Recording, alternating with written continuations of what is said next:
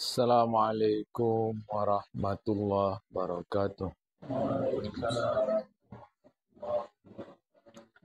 Alhamdulillahi rabbil alamin.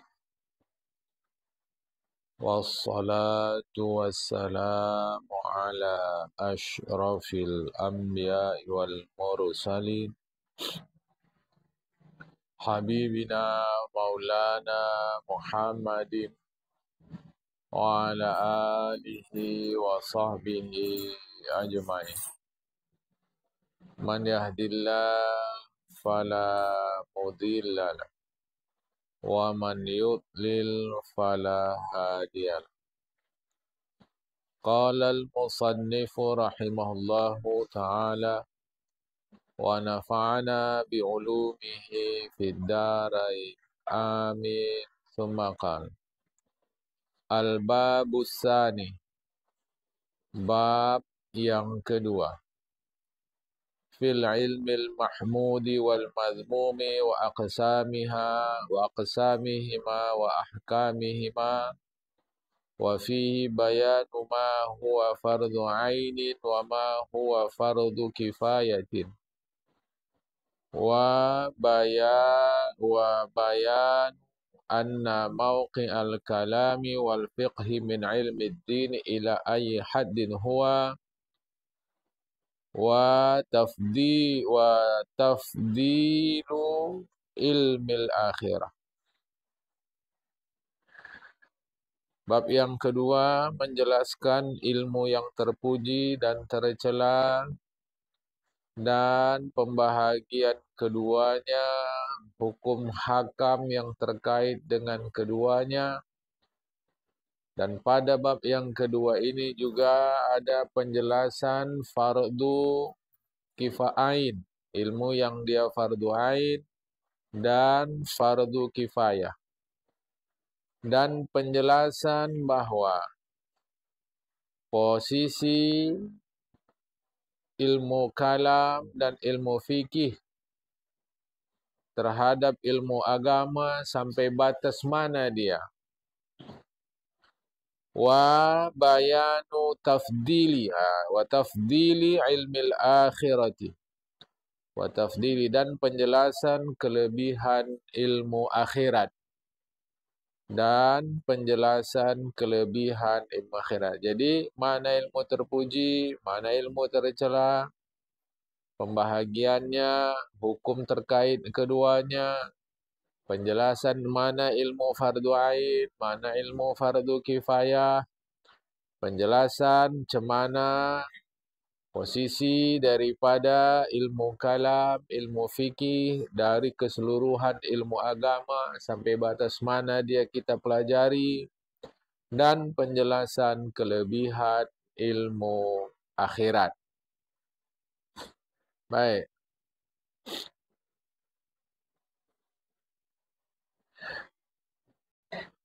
Bayanul ilmi alladhi huwa fardu ain. Penjelasan tentang ilmu yang adalah ilmu itu dia menjadi fardu ain. Kata Rasulullah Muhammad SAW, menuntut ilmu adalah ia kefarduan terhadap setiap orang yang beragama Islam. Laki-laki kah, perempuan kah. Rasulullah juga mengatakan, carilah ilmu walau sampai ke negeri Cina. Nah, ini Imam Ghazali memahamkan sebagai hadis. Tapi yang lain memahamkan ini bukan hadis, melainkan ungkapan populer saja. Jamaah, itu adalah kerja para ahli. Kita yang tidak ahli ini ambil intinya, sarinya. Apa? Sejauh apapun, kalau di situ ada ilmu yang kita perlukan, pergilah ke sana. Nah, itulah yang kita ambil, sarinya, jamaah. Apakah ini hadis atau tidak? Ahli yang berbicara. Kalau kata seorang ahli atau banyak ahli mengatakan ini bukan hadis, nah itu memanglah kelayakan dia. Sebab memang dia ahli di bidang itu. kita yang ahli di bidang lain pula tak perlu sampai menyepelekan yang lain. Misalkan Imam Ghazali mengatakan ini hadis. Imam Ghazali malah sebut di sini. Hadis ini diriwayatkan oleh Imam Abu Nuaim di dalam kitab Hilyatul Awliya. Tapi ahli lain mengatakan bukan, ini bukan hadis. Kita yang bukan ahli apa sikap? Biarlah itu tanggungjawab para ahli. Yang mengatakan itu bukan hadis, itu karena dia bertanggung jawab dengan ilmunya. Kita pula macam mana? Karena kita bukan ahli, ambil apa sarinya ini. Kata ini ada hadis, kata ini bukan. Sarinya adalah sejauh manapun jaraknya, kalau di situ ada ilmu, datangi dia. Itulah kita. Tak perlu pula kita mencela yang mengatakan ini bukan hadis. Sama juga tak perlu kita mencela yang mengatakan ini hadis. Jamaah, ya. Waqtalafan nasu fil ilmi alladhi huwa fardun ala kulli muslimin wa tahazzabu fihi aksar min 20 firqatan. Terjadi perselisihan para alim terkait ilmu yang merupakan fardu terhadap setiap orang muslim, orang Islam. Ilmu mana ini atau ilmu apa yang fardu? Wa tahazzabu fihi aksar min 20 firqatan. Sampai lebih daripada 20 pendapat. Kalau kita anggap setiap pendapat itu satu kelompok, lebih daripada 20 kelompok ahli yang menjelaskan mana-mana yang dia merupakan ilmu yang wajib dituntut oleh seorang muslim. Ahli ini mengatakan ini yang wajib, ini yang wajib, ini yang wajib. Ahli lain pula mengatakan ini yang wajib, ini yang wajib. Kita jangan bingung. Wala nutawwilu binaqli tafsili. Kita tidak berpanjang lebar menjelaskan uraian yang 20 itu. Hanya walakin hasiluhu, hanya simpulannya, anna kulla fariqin nazzala al-wujuba 'ala al-'ilmi alladhi huwa bisadadihi. Ini dia. Hanya setiap kelompok ahli mengatakan ilmu yang dia pelajari itu, itulah yang wajib. Jamaah. Kalau kita tanya nanti ahli ilmu ini, dia mengatakan inilah yang wajib. Kalau tanya ahli ini, dia mengatakan ini yang wajib. Masing-masing mengatakan ini yang wajib, ini yang wajib, ini yang wajib, ini yang wajib. Jamaah. Jadi masing-masing. Ini menunjukkan perhatian para ahli terhadap ilmunya masing-masing. Awak ni jadi bingung. Jumpa ini dibilangnya ini yang wajib. Jumpa ini dibilangnya ini yang wajib. Kita ni orang awam, misal kata dia ahli ilmu kalam, ilmu tauhid. Yang wajib ini. Kita tengok pada ulama bidang itu. Sebatas mana wajibnya. Dah sampai situ aja kita pelajari. Yang halus-halus tak usah lagi. Yang ahli ini pula kita tanya, wajib ini. Sebatas mana? Maka nanti ulama menjelaskan yang wajib itu sebatas yang kita perlukan. Jamaah. Sebatas yang kita perlukan saja. Ini, udah. Yang halus-halus dari itu tak perlu. Misal,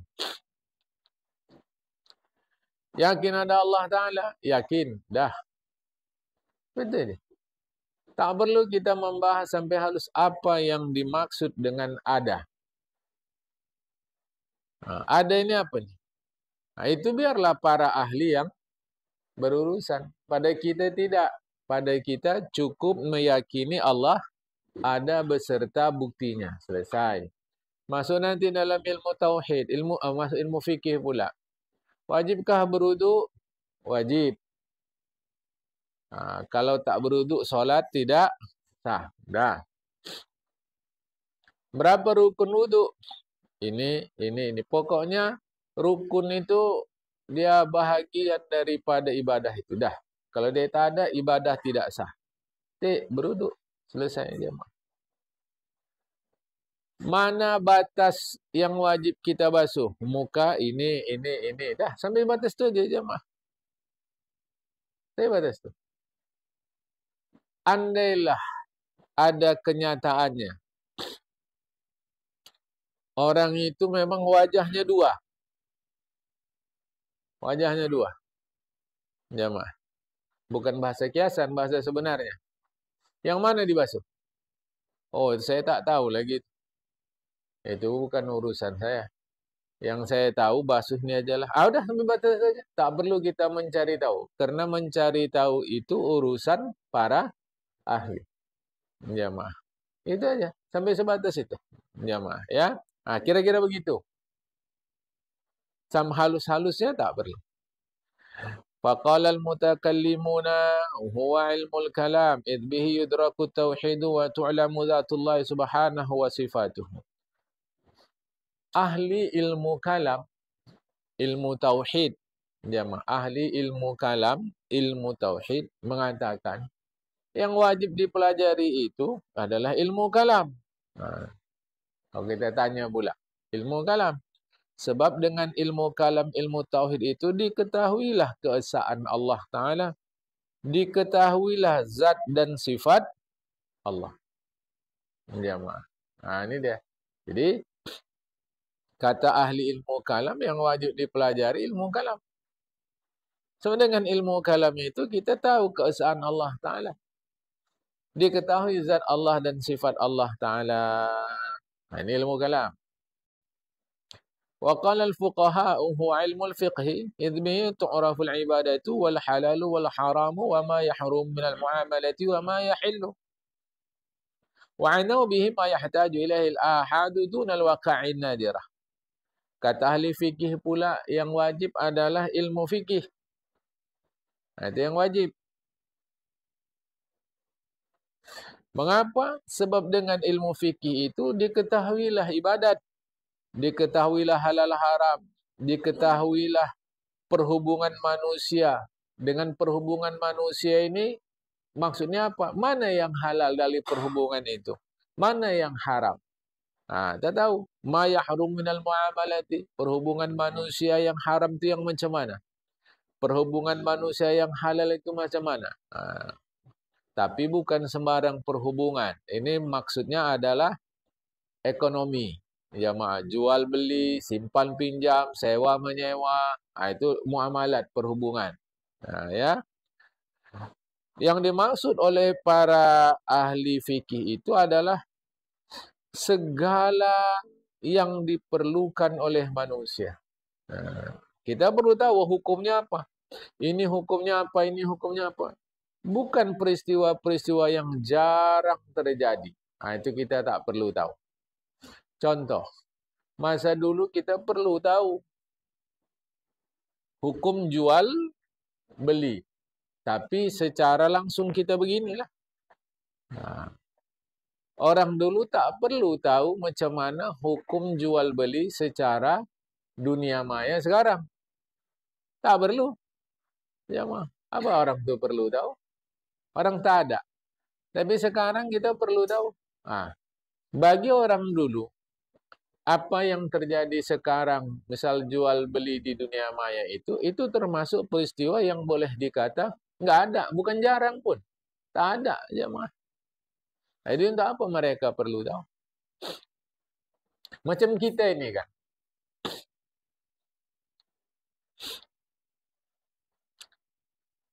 Apa hukumnya menggunakan air dari telaga Barhut untuk misalnya kata berwuduk lah. Jangan. Saya pernah dapat pertanyaan itu. Ya, kita jawab sajalah. Jemaah. Saya jawab sajalah apa hukumnya. Tapi saya tanya balik, apa perlunya pertanyaan itu? Telaga Barhut pun awak tak tahu di mana. Jemaah, macam kita. Kalau ahli-ahli tahulah. Jemaah. Untuk apa? Tak ada manfaat. Jemaah. Jadi itu kata fikih. Jadi Ghazali menjelaskan maksudnya adalah yang kita perlukan, yang diperlukan setiap orang. Bukan peristiwa-peristiwa yang jarang terjadi. Nah, ini saya dengar-dengar nih Pak. Mana tahu datang pula ketentuan Allah Ta'ala. Kalau kita sembahyang di daerah begini-begini, macam mana? Kabarnya payah air di sana. Ada rupanya mungkin kita pergi ke sana. Memang tak ada. Ya ngapain tanya? Nah, itulah maksudnya yang jarang-jarang terjadi. Maksud bukan dilarang, itu biarlah ahli yang menyelesaikan. Kita tidak. Jamaah. Bersilang sengketa kita macam mana cara sembahyang di pesawat. Silang sengketa kita. Padahal naik kereta api ke Binjai pun hampir tak pernah kita. Naik kereta api ke Binjai. Layanan dah bagus, apalagi sekarang Medannya ada pula mobil listrik. Takut pula awak, ya kena listrik aja bisa kontak awak, naik mobil listrik lagi di dalam tu, apa tak jegang awak kata. Coba aja mah. Jadi sepele kali dia mentang-mentang awak tak ada duit. Bukan, ngapain disidang sengketakan macam kita sembahyang di pesawat tu ngapain? Pesang pada adatnya kita tak ada naik pesawat. Alah yang enggak tahunya dia hukumnya itu, maka tak dijawabnya. Udah buruk sangka sekali lagi. Aja. Jadi maksudnya, buatlah yang kita tahu, yang kita memang perlu sehingga kita tahu. Bertekak pula kita sama kita tentang apa? Gudeg. Tahu gudeg? Gudeg. Masakan orang Jogja tu yang famous tu jamaah. Bertekak kita sama kita. Ini begini, ini begini. Sedangkan ke Muara Jambu pun awak tak pergi. Gitu dekat Jambi. Dekatlah Jambi berbanding Jogja. Apa pula ditekakkan? Enggak, Kak, ini kan penting Pak ilmu. Lebih penting lagi tahu macam mana cara berwuduk yang baik. Cara baca Al-Quran yang baik. Gitu. Jadi maksudnya itulah jamaah yang memang sedang kita perlukan. Bukan yang jarang-jarang. Wa qala al-mufassiruna wal muhaddisuna. Kalau ditanya ahli tafsir, ahli hadis pula, apa ilmu yang penting itu? Itulah ilmu tentang Al-Quran dan Sunnah. Karena dengan keduanya, dengan Al-Quran dan Sunnah itu, yutawassalu ilal ulumi kulliha. Sampailah kita kepada seluruh ilmu. Ya. Tapi ahlilah. Yang ahli membincangkannya. Jamaah, kita yang bukan ahli ini sebatas perlu saja. Kau ayat Quran yang kau baca itu apalah maksudnya itu? Oh ya, aku mana tahu apa maksudnya. Sedangkan membaca terjemahannya pun aku mesti berulang-ulang. Maksudnya aku tak ngerti. Dah, tanya ahli. Ahlinya lah jemaah. Yang repot ini kita menganggap diri ahli. Karena masyarakat sudah memandang kita ahli. Ini yang repot jemaah. Kita menganggap diri ahli karena orang sudah memandang kita ahli. Padahal kita biasa saja. Biasa saja. Yang lebih parahnya pula, sebab masyarakat menganggap kita ahli, penghargaan itu kita hargai melampau pula, sehingga betul-betul kita menganggap diri kita ahli. Ini hati-hati, saya mau bagi tahu kita jemaah. Agama ini terlampau luas. Bacaan tak boleh berhenti. Kita berhenti bacaan. Sudah, jemaah. Cuma memanglah repot untuk sadar bahwa kita ini tidak ahli. Repot. Jemaah. Jadi akibatnya kacau, masing-masing menganggap dirinya ahli. Apalagi macam tadilah masyarakat menganggap dirinya ahli. Padahal luas sekali. Bila kita tak paham di bidang itu, maka amalkan yang kita paham saja. Lebihnya aku tak sanggup. Kenapa? Itu kerja para ahli. Jadi kalau kita tanya ahli tafsir, ahli hadis, ilmu apa yang paling penting? Mereka akan jawab, ilmu Al-Quran dan sunnah Rasul. Nah, seterusnya, wa qalal mutasawwifatu. Kita tanya, berkata pula ahli-ahli tasawuf. Al-muradu bihi hadal ilmu. Yang dimaksud ilmu yang fardu menurut hadis Rasulullah itu adalah ilmu ini. Ilmu tasawuf. Dah. Kalau kita tanya masing-masing ahli tasawuf, baiklah ilmu tasawuf pula yang penting. Dalam ilmu tasawuf itu mana pula yang fardu ain? Faqala ba'duhum wa ilmul 'abdi bihali wa maqamihi min Allah azza wa jalla. Sebahagian ahli tasawuf mengatakan itulah ilmu terkait keadaan dan status hamba terhadap Allah. Apa itu yang dimaksud dengan status? Maqam. Dalam status itu, dalam maqam itu kan ada keadaan-keadaan. Apa yang dimaksud dengan keadaan? Inilah yang penting diketahui dalam ilmu tasawuf. Kata sekelompok ahli tasawuf pula. Maqam dan keadaan. Macam kita kan maqam kita ni maqam apa sekarang? Maqam anak, maqam orang tua, maqam kakek, maqam cucu, maqam kita rakyat biasa atau maqam kita penguasa. Itu kan masing-masing berbeda. Kalau penguasa pula ada pula tingkat-tingkatnya. Setiap tingkat, setiap maqam itu ada keadaannya.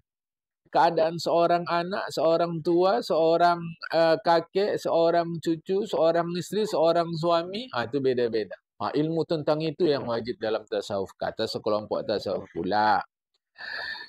Wa qala ba'dhum, sebahagian ahli tasawuf, hal ilmu bil ikhlasi wa afatin nufusi wa tamyizi lammatil malaki wa min lammati syaitani.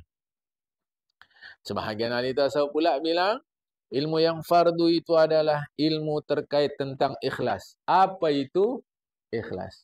Dan bahaya-bahaya yang terjadi oleh jiwa. Nafsu. Apa bahayanya? Dan mampu membedakan mana sisi malaikat, mana sisi syaitan. Satu pula. Sebahagian ahli tasawuf pula mengatakan ilmu batin. Ilmu tentang jiwa. Wadzalika yajibu ala aqwamin makhsusina hum ahlu dzalik. Itulah yang wajib terhadap orang-orang yang khusus, merekalah ahli tentang itu. Kata Imam Ghazali, wa saraful lafdha an umumihi. Mereka mengkhususkan hadis Rasulullah itu dari maksud umum. Kan Rasulullah hanya bilang fardu atas setiap orang-orang Islam. Talabul ilmi fariidatun ala kulli muslimin. Menuntut ilmu wajib atas setiap orang Islam. Umum dia. Hadis yang umum ini dibuat khusus oleh ahli tauhid, oleh ahli fikih, oleh ahli tasawuf. Lebih ngeri ahli tasawuf pula lagi jamaah. Kelompok ahli tasawuf ini bilang ini yang penting, yang fardu, ini yang fardu, ini yang fardu. Lihat. Kita teruskan. Dah ya, tadi berdasarkan kelompok-kelompok. Sekarang pula kita tengok lagi. Ulama lain menjelaskan mana yang dimaksud dengan ilmu yang fardu itu. Wa qala Abu Talib al-Makki, berkata Syekh Abu Talib al-Makki, huwa al-ilmu bima yatadammanuhu al-hadits alladhi fi mabani al-Islam. Yang fardu itu adalah ilmu yang terkandung dalam sebuah hadis, yang hadis itu menjelaskan rukun Islam. Itulah hadis Rasulullah, bunyal islamu ala khamsin. Islam itu dibangun di atas 5 fondasi. Jemaah. Ilmu itu, Islam itu dibangun di atas 5 fondasi.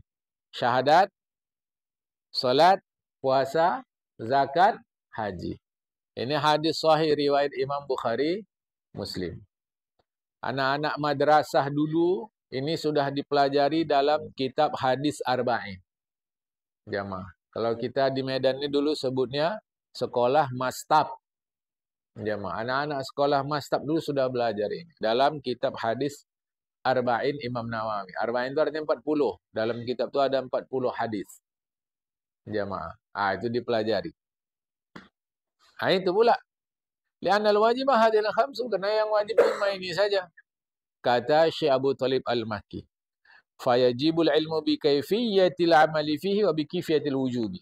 Maka wajiblah mengetahui cara mengamalkannya dan mengetahui kewajibannya. Apa itu syahadat? Apa itu salat, puasa, zakat, haji? Macam mana cara mengamalkannya? Sebatas itu. Kata Syekh Abu Talib Al-Makki. Tapi tadi sudah saya bagi tahu di awal. Supaya karena luas nih penjelasannya nih jamaah. Sudah saya bagi tahu di awal apa yang kita perlukan saat itu. Itu kita pelajari. Sebatas itu. Yang halus-halus tidak, jamaah. Ya. Supaya jangan salah paham. Yang halus-halus itu biarlah kaji para ulama. Jamaah. Bahkan ada yang kasar yang kita tak perlu. Apa itu? Ilmu waris. Itu kasar jemaah. Yang kasarnya pun kita tak perlu tahu. Ilmu waris tadi.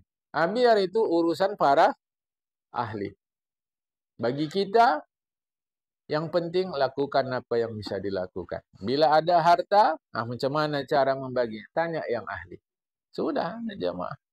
Jadi jangankan yang halus di satu bidang, yang kasar pun tak perlu. Macam kita pula, supaya kalau waris itu jarang-jarang.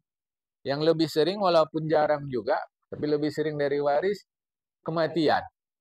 Macam mana cara mengurus mayat? Itu lebih hari-hari lagi jemaah daripada waris. Apun kita kalau rasa susah, tak usah tahu. Karena itu tugas sebahagian orang. Kalau cara kita di Medan ini, tugas Bilal main. Dia yang perlu tahu. Bila ada satu orang macam dia yang tahu, sudah kita semua sudah lepas. Jangankan yang halusnya, yang kasarnya pun. Jadi, tak semua ilmu kita wajib tahu. Walladhi yanbaghi an yaqta'a bihil muhasilu wa la yastaribu fi ma nazkuruhu. Ini dia. Dan yang harus an yaqta'a bihil muhasilu, bahwa pelaku itu memastikan dan tidak ragu terhadap sesuatu yang kami sebutkan. Dia mesti menyelesaikan tentang sesuatu yang akan dia kerjakan dan tak ragu. Maka itu di mana-mana pengajian selalu tentang bersuci, karena setiap hari kita bersuci. Setiap hari kita bersuci. Kalau bersuci pakai air, maka selalu pembahasan fikih itu dimulai dengan air. Tapi macam cara sekarang, kadang sampai beberapa kali pertemuan cerita tentang air yang suci lagi menyucikan. Sekarang udah hampir tak perlu. Hampir tak perlu. Karena apa? Hampir rata kita sekarang menggunakan air pam. Untuk apa cerita air hujan? Untuk apa cerita air sumur? Untuk apa cerita air sungai, air laut? Macam kita ini pakai air laut nih, berwudu. Air sungai pun tak tertengok lagi. Sumur ada pun ditutup. Ada sumur kita ada sumur cincin. Tutup. Kenapa? Sudah pakai pam. Tahu-tahu guru menceritakan air suci lagi menyucikan. Begini. Pening kepala awak. Jemaah. Apalagi, ini sebaliknya pula. Macam kita sini, dia ustaz di daerah Brastagi misal kata. Bukan kota, agak ke desanya. Atau Kaban Jahe, agak ke desanya jemaah. Desa itu tak ada pakai PAM. Tak ada. Diceritakannya tentang PAM pula. Orang tu apa PAM ni Pak? Tak mengerti orang. Ceritakan saja air sungai. Jamaah. Ini berapa kali pertemuan menceritakan air yang suci lagi, menyucikan yang mereka tidak alami. Itu tak perlu. Ceritakan saja. Air sungai, air mata air. Air mata air mungkinlah. Air sungai, dah. Ini sampai macam-macam kita ceritakan. Belum lagi pula katanya air embun ya. Dari dulu kita mengaji air embun ya. Aku ibtidaiyah dulu. Cemana agaknya beruduk pakai air embun. Mana? Guru hanya menjelaskan air embun. Caranya itu mana? Karena belum pernah, entahlah kita, aku tak tahu. Belum pernah ku ketahui bisa kita kumpulkan air embun tu agak segelas pun. Segelas saja. Aku belum pernah tahu bisa dikumpulkan. Entahlah pengalaman kita, aku tak tahu. Itu salah terjemah. Ma'ul bardi atau barodi itu bukan air embun. Embun bahasa Arabnya nada, nun, dal, iya tanpa titik. Itulah embun. Bardi diartikan embun. Bukan. Tahu hujan es? Pernah tahu hujan es? Walau mungkin nggak pernah ngalami. Hujan es, ada butir-butir kristal-kristalnya itu. Itulah ma'ul bardi. Yang dimaksud. Jamaah. Air kristal es. Caranya macam mana? Kumpulkan kristal itu. Mencair ya. Taruh betul. Ini air embun. Coba biarkan kereta kita semalam berembun deh. Jangan di Medan lah, Brastagi. Habis itu kumpulkan airnya. Kalau sampai segelas. Salah benarnya mah dari dulu dan sampai sekarang. Tengok buku-buku fikih. Semua menerjemahkan air embun. Salah terjemah. Salah terjemah. Itu sama dengan orang Indonesia memahami salmah perempuan. Maisaroh perempuan. Sama tuh. Maisaroh perempuan. Sampai sekarang. Maisaroh perempuan. Sama dengan orang Indonesia memahami istri Rasulullah namanya Siti Khadijah. Mana ada Siti Khadijah? Khadijah saja. Lantas kenapa ada Siti? Haruslah diceritakan. Inilah kekeliruan. Makanya yang dipentingkan adalah an yaqta'a bihil muhassilu. Ilmu yang dengan dia yaqta'a. Putus oleh al-muhassilu pelaku. Maksud putus ini pasti. Jamaah. Dapat dia kerjakan. La yastariba fihi. Dan si pelaku la yastariba. Tidak ada ragu terhadap ilmu itu manazkuruhu yang sudah kami sebutkan. Jadi selama kita masih ragu, berarti belum ilmu kita tentang itu. Ya. Wa huwa annal ilma kama qaddamna fi khutbatil kitab yanqasimu ila ilmi muamalatin wa ilmi mukasyafatin. Wa laysa al-muradu bi hadzal ilmi illa ilmal muamalati. Di awal permulaan dulu di kitab ini kata Imam Ghazali aku dah bagi tahu bahwa ilmu itu terbagi dua. Satu ilmu muamalat, ilmu mukasyafat. Atau ilmu muamalah, ilmu mukasyafah. Jadi ilmu yang diperlukan adalah ilmu muamalah. Bukan, ilmu ada dua. Ilmu muamalah, ilmu mukasyafah. Lantas yang diperlukan mana? Yang diperlukan kata Imam Ghazali dalam hal ini adalah tiada lain kecuali ilmu muamalah. Perhatikan. Ilmu muamalah ini maksudnya bukan bahagian muamalah dalam fikih. Fikih itu terbagi 4 jamaah. Ibadah atau ibadat, muamalat, ibadat, munakahat, muamalat, jinayat. Ibadat itulah ibadah kita, sembahyang, puasa, zakat, haji. Munakahat nikah kawin. Nikah, talak, rujuk itu di munakahat. Jadi muamalah ibadat munakahat. Muamalat ni tentang duit. Tentang duit jemaah. Semua tentang duit di muamalat. Jual beli, sewa menyewa, pinjam meminjam, terus kemudian buat bisnis. Macam mana cara berbisnis? Macam mana hukum terkait jualan? Itu di muamalat.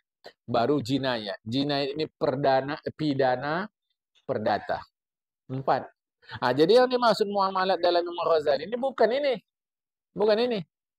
Bukan ini maksudnya. Bukan ibadat, munakahat, muamalat, jinayat. Ilmu muamalat yang dalam fikih. Bukan. Lantas ilmu muamalat yang dimaksud Imam Ghazali ini yang mana dia? Ilmu yang bangsa kita praktekkan. Artinya luaslah jemaah, lebih luas. Ilmu yang bangsa kita praktekkan. Itu muamalat. Jadi, dalam fikih ada muamalat. Itu terkait dengan uang. Semua tentang uang. Nah, lantas Imam Ghazali sini katakan ilmu terbagi dua. Muamalat mukasyafat. Atau muamalah mukasyafah. Berarti ini maksudnya? Bukan. Ilmu muamalah dalam Imam Ghazali ini maksudnya adalah ilmu yang bangsa kita praktekkan. Jamaah. Ilmu yang bangsa kita praktekkan. Ilmu mukasyafah apa pula? Supaya mudah kita fahami. Mukasyafah ini ilmu yang bangsa kita tahu. Tapi tak bisa dipraktekkan. Jamaah. Itu bukan dipraktekkan. Jamaah. Yang dipraktekkan, makan atau kenyang? Yang dipraktekkan makan. Bukan kenyang. Makan ilmu muamalah. Kenyang ilmu mukasyafah. Mana ada orang mempraktekkan kenyang. Tapi kan orang mau tahu juga apa itu kenyang. Sebatas itu aja lah. Yang dipraktekkan punya duit atau senang? Punya duit. Mari kita praktekkan senang. Cemana itu Pak? Senang aja lah udah. Ya, ini cemana? Itu ilmu mukasyafah. Ilmu punya duit, itulah ilmu muamalah. Maka muamalah sajalah kita supaya dapat kenyang. Muamalah sajalah kita supaya dapat senang. Tapi apa kenyang? Apa senang? Perlu juga lah itu.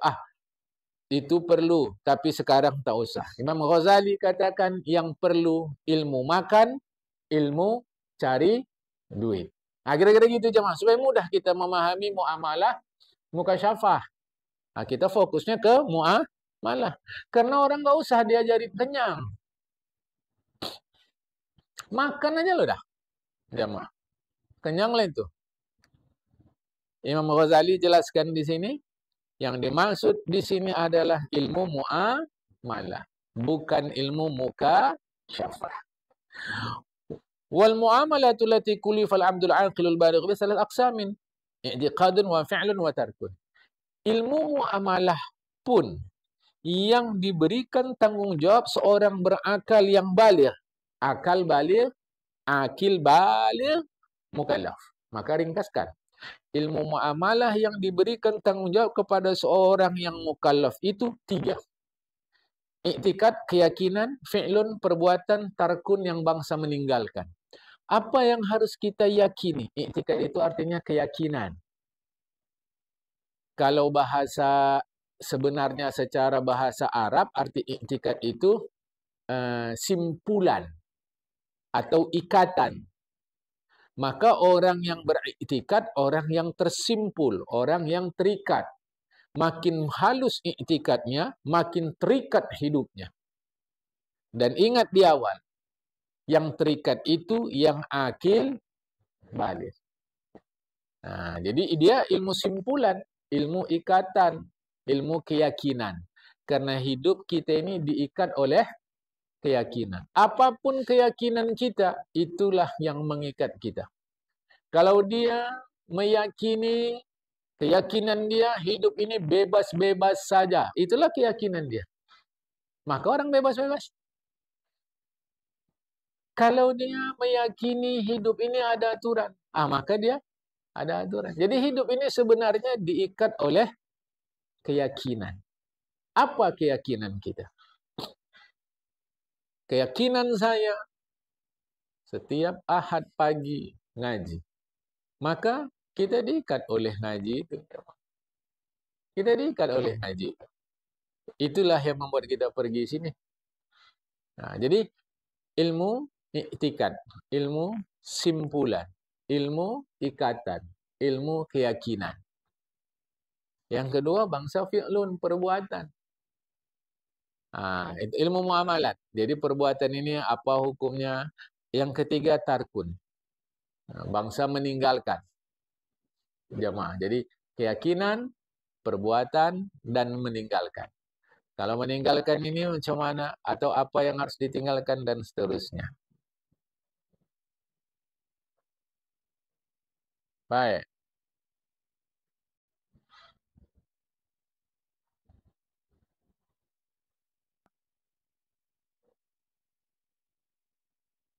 Itulah macam seluruh ustaz-ustaz kita dulu. Dia mau masuk Islam, asyik awak ajarkan asyhadu. Dia asadu. Asyhadu. Betul. Dia asadu. Maka tadi sudahlah, payah kali pun masuk Islam. Tak ada. Tak penting, udah solat aja.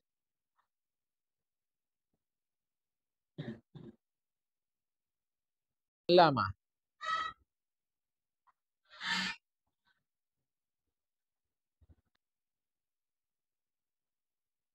Sikit lagi boleh. Oh, dah jauh kali waktu kita.